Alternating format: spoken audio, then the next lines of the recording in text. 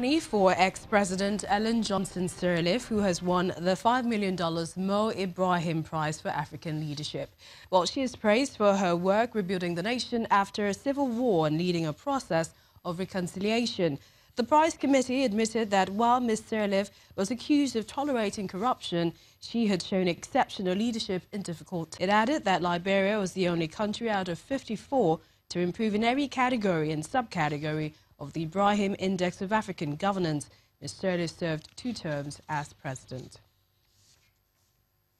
Let's take you now to the Democratic Republic of Congo, where renewed ethnic clashes in the country's east forced thousands to flee to neighboring Uganda. People have been crossing Lake Albert, which sits on the border, in their thousands after attacks intensified in Uturi through last week. There fears the attacks may herald a return to massacres witnessed in the area nearly 20 years ago, when tens of thousands were killed.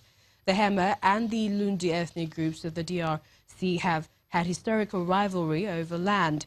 More than 400,000 people were displaced or involved in clashes between 1999 and 2003. Egypt has begun a major assault against the Islamic State militants in the Sinai Peninsula, aiming to crush the insurgency by an end, talking about the end of February deadline set by President Abdel Fattah al-Sisi. It's recorded to be further success in a campaign that was launched last week, with another 12 militants killed and almost 100 others arrested. The campaign, which involves the Army, Navy, the Air Force, Border Patrol and police, takes place ahead of a March election in which President al-Sisi is seeking a second term. Security forces have for years battled an Islamic State insurgency in the North Sinai that has killed hundreds of soldiers and police. Back here in Nigeria, more than 1,000 suspected Boko Haram militants will appear before judges today as the largest mass trial in the nation's history resumes. The accused, some of whom have been held for years, are expected to be arraigned before the civilian courts at a military facility in the central town of Kianji.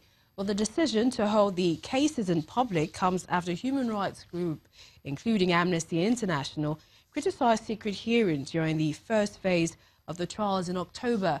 According to the Justice Ministry, trials were halted for 4 months to enable the authorities to finish investigations on the Boko Haram suspects. The Security Council meeting presided by President Muhammadu Buhari has ended. All those who attended the meeting are seen leaving the presidential villa a while ago. They, however, refused to brief State House correspondents on the outcome of the talks. The meeting was attended by the nation's service chiefs, as well as the Vice President, Professor Osinbajo. Although the agenda was not disclosed, the meeting might not be unconnected to the current security challenges facing the country, particularly the continued attacks by suspected herdsmen in parts of the country, especially the north-central states. President Muhammadu Buhari has come under severe criticism recently over his handling of the security challenge, but he has refuted the claim of sloppiness, saying he has since given orders for necessary action to be taken by security agencies.